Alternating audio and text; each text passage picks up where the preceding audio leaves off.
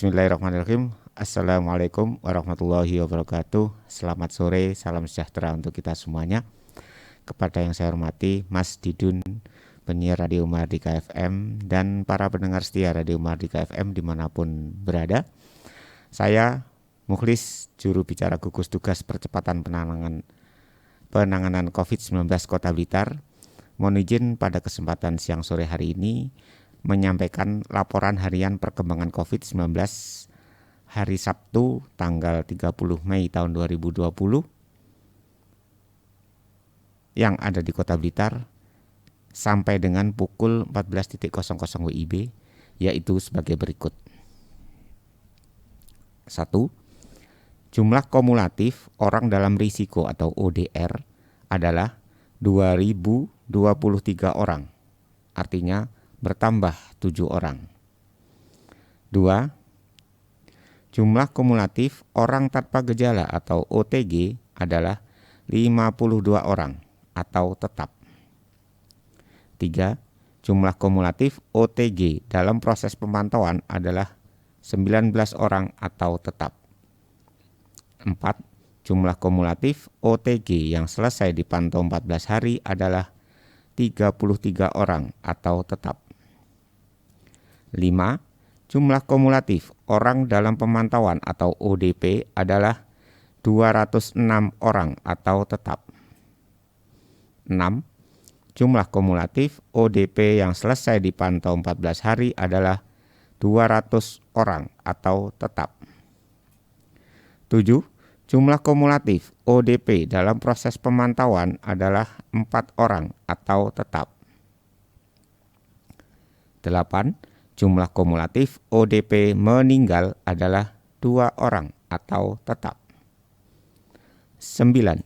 Jumlah kumulatif pasien dalam pengawasan atau PDP adalah 4 orang atau tetap. 10. Jumlah kumulatif PDP selesai pengawasan atau sembuh adalah 4 orang atau tetap. 11. Jumlah kumulatif kasus konfirmasi positif COVID-19 adalah 3 orang atau tetap. Dan 12. Jumlah kumulatif kasus konfirmasi yang sembuh adalah 1 orang atau tetap. Berikut ini adalah update data perkembangan jumlah penghuni rumah karantina kesehatan di Jalan Sumba, Kota Blitar, yaitu sebagai berikut. 1. Jumlah PMI atau pekerja migran Indonesia yang masuk hari ini adalah kosong atau nihil. 2. Jumlah kumulatif PMI atau pekerja migran Indonesia dari awal hingga kini adalah 9 orang. 3. Jumlah pemudik atau pendatang yang masuk hari ini adalah 1 orang. 4. Jumlah kumulatif pemudik atau pendatang dari awal hingga kini adalah 86 orang. 5. Jumlah kumulatif penghuni dipulangkan dari awal hingga kini adalah 16 orang atau tetap. 6. Jumlah kumulatif penghuni selesai karantina dari awal hingga kini adalah 66 orang atau bertambah 1 orang. Dan 7. Jumlah penghuni rumah karantina kesehatan pada hari ini adalah 13 orang dengan rincian 9 orang laki-laki dan 4 orang perempuan. Selanjutnya kami sampaikan perihal perkembangan kasus COVID-19 di Kota Blitar pada hari ini. Ada 2 laporan. Yang pertama adalah tentang kasus COVID-19. Ada 2 kasus. Yang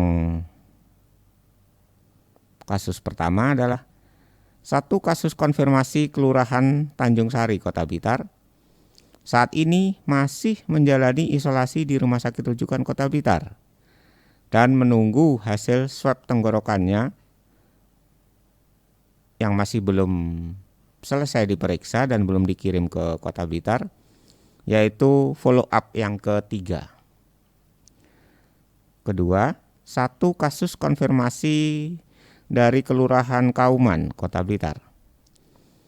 Pada saat ini masih menjalani isolasi di rumah sakit swasta di Blitar Raya dan menunggu hasil swab tenggorokannya untuk follow up yang pertama. Hingga kini masih belum selesai atau belum dikirim ke Kota Blitar. Laporan yang kedua adalah perkembangan tentang dilaksanakannya rapat koordinasi Satuan Gugus Tugas COVID-19, Satuan Gugus Tugas Percepatan Penanganan COVID-19 Dinas Kesehatan Kota Blitar bersama dengan organisasi profesi Ikatan Dokter Indonesia atau IDI cabang Kota Blitar terkait rekomendasi terhadap usulan protokol kesehatan di tempat-tempat umum yang akan dibahas di pemerintah Kota Blitar esok pada hari Selasa antara lain yaitu tentang pusat perbelanjaan modern atau mall, pasar-pasar tradisional,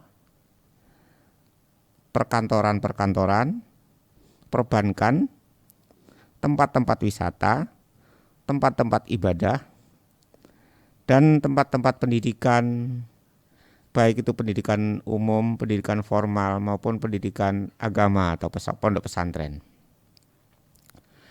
Dalam rangka menyiapkan Kota Blitar seluruhnya, khususnya tempat-tempat umum, untuk menuju era normal baru atau new normal, yaitu dilaksanakan pada hari ini Sabtu tanggal 30 Mei tahun 2020 tadi dimulai pukul 11.00 ya, pukul 11 hingga pukul 13.30-an baru selesai.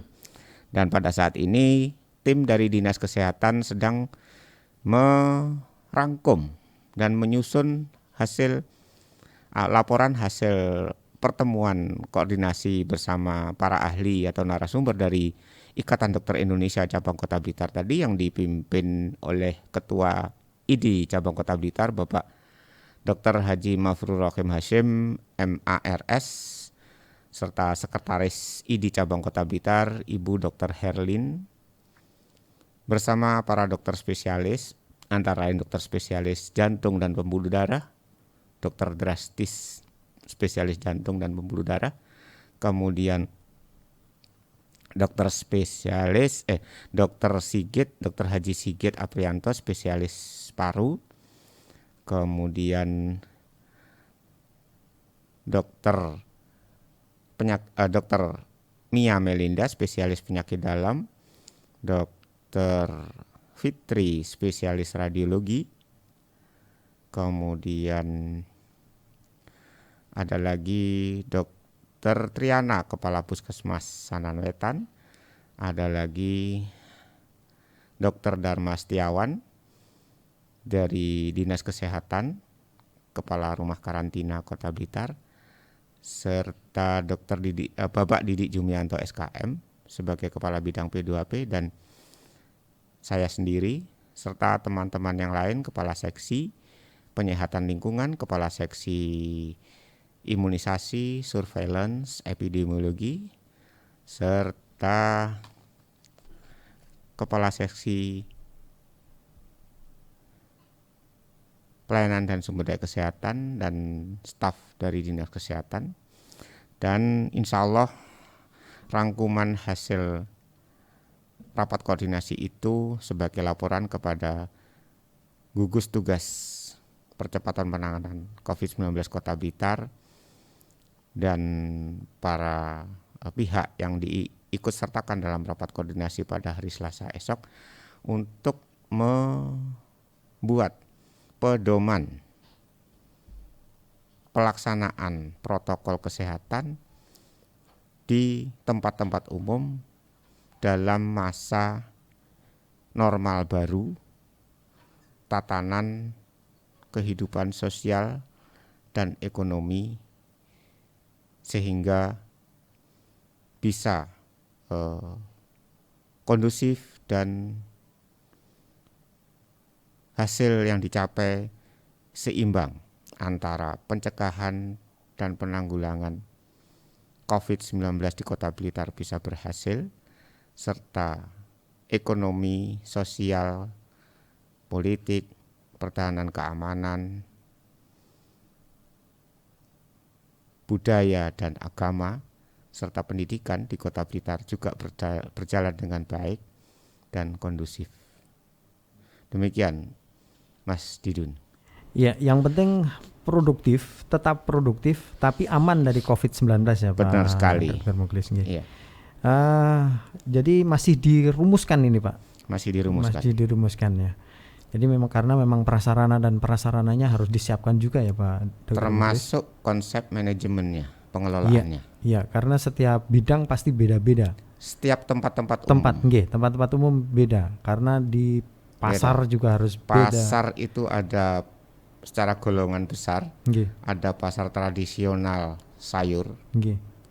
Dan buah-buahan. Iya. Ada pasar tradisional toko-toko kain bahan kelontong. Nggih. Yang kios-kios itu. Iya. Di dalam gedung atau mungkin dalam lapak-lapak. Kemudian ada pasar hewan. Ini jelas beda. Iya, pasti. Konsep pengaturannya. Nggih. Karena di sini kan lagi PON itu ikut itu ya. Nah, ini tempat-tempat kerumunan ya semuanya. Tempat kerumunan semuanya. Tempat-tempat umum. Kemudian sekolah. Nggih. Yang muridnya kalau di seluruhnya di total ribuan. Betul. Satu sekolah. Nggih. Terus kalau pakai melaksanakan protokol kesehatan harus memerlukan berapa luas gedung. Iya. Susah. Kasihan. Iya. Belum perilakunya anak. Betul kan, ini makanya orang tua ini ya khawatir gitu loh. Khawatir. Iya. Ini masih pandemi COVID-19, kalau di Kota Blitar kan masih bisa tertangani ya Pak. Betul. Maksudnya masih tidak secara grafik tidak meningkat gitu ya. Iya. Nah, kalau yang mungkin dari kota-kota lain ini yang masuk ke Blitar ini yang kita pasar tradisional untuk hewan. Pasar hewan tradisional itu yang hadir bukan hanya warga Kota Blitar. Betul. Karena dari mana-mana dari itu, Pak. Kabupaten Blitar dan kabupaten yang lain. Iya. Mungkin ada lagi Pak Muklis. Iya, sementara demikian. Sementara itu ya. Terima kasih Pak Dr. Muklis atas waktunya. Sami-sami. Sama-sama. Semoga terima kasih. Pak Dr. Muklis diberikan kesehatan terus. Amin. Demikian juga untuk Pak Didun. Saya minal aidin wal faidin.